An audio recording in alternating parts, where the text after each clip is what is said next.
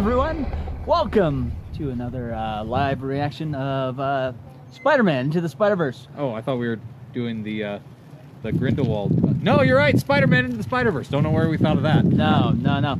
Anyways, so we're here outside the Megaplex because we just watched the movie, and we're going to give you our thoughts and impressions and maybe some tips. I don't know. No spoilers. No spoilers. Spoiler-free review. Yes. If you can't tell, Scott is a little excited for this movie. Come on, I'm Spider-Man. Spider-Man's excited for this movie. Scott's not here. Spider-Man is here. Yes. There we go. Anyway, so your thoughts? Okay, so first reaction. Yes. So glad we actually got in on an initial Larry H. Miller, Jordan Cummins.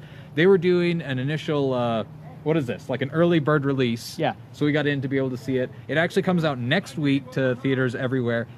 And I'm glad we were able to get in to see this. You have to go see this. This is, first reactions, this is definitely an amazing Spider-Man movie. Yes. Not amazing Spider-Man movie, but, you know, it's a good film. It is good. No, overall, it is good. First impressions are really good. It's funny. There's a lot of good jokes, and they're placed really well.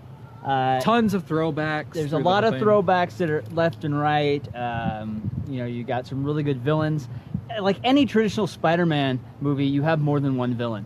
You know, even reading the comics, there's generally a plethora of villains that are flying at Spider-Man. It's not just one-on-one, which I know they've tried to do in movies in the past and haven't succeeded very well. But in this one, they did a really fantastic job with that. Oh, the cinematography is beautiful. It's gorgeous. They did so many things in this movie you couldn't do in a live-action movie. You just couldn't do it. No.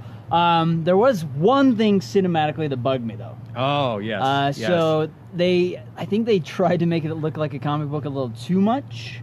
You know, in a lot of comic books, when you're looking at it, the forefront panel is very clear, but what's in the background is kind of blurry.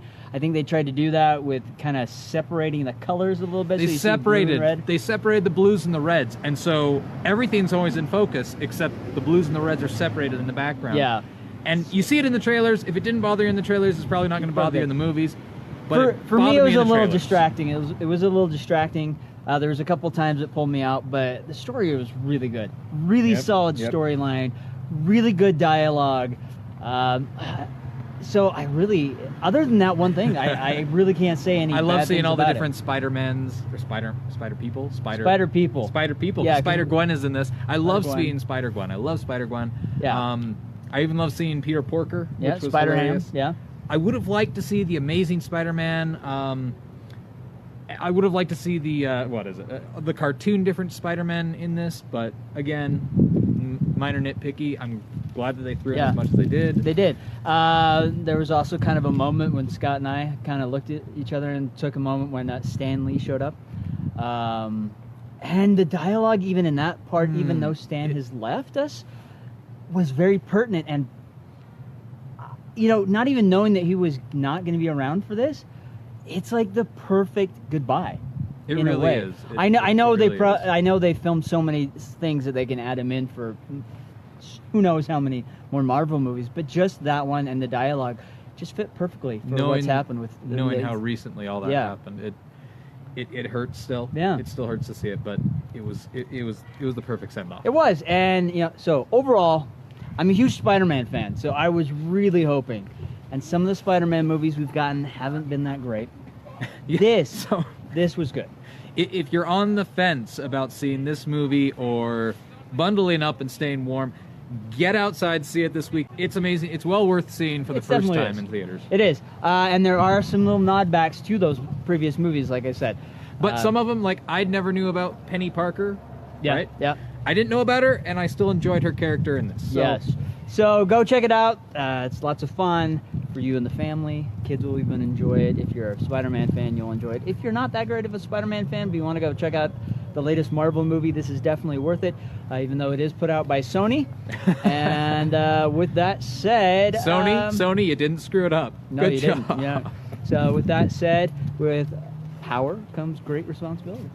Yes. Yes. I think I screwed that one up, but that's okay. With great power. Great power. With great power comes great responsibility. Yeah, I missed the great part. I appreciate that they finally... Yeah, that was like thrown in there quite a bit. Yeah. Anyways, so with that said, we'll catch you next time, and let us know what you think. Yeah. Let us know when you see it. If you don't want to see it, what bugged you, what you hated, what you loved, let us know, and we'll catch you next time. Adios. Dungeon crawlers.